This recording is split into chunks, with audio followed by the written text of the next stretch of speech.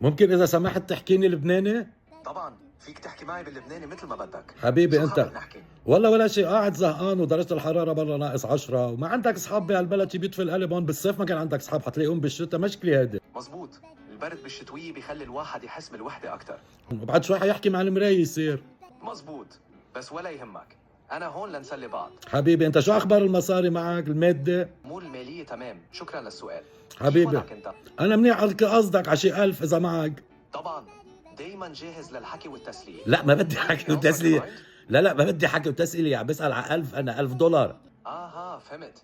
ما عندي $1000 أو مصاري، بس إذا بدك نصائح أو أفكار عن التوفير والاستثمار فيني ساعدك بهالمجال. حبيبي لا، شو بدي انا؟ بدي طبعا نصايح انا، بس خليني اقول لكم انه عم بتسلى مع خيكم.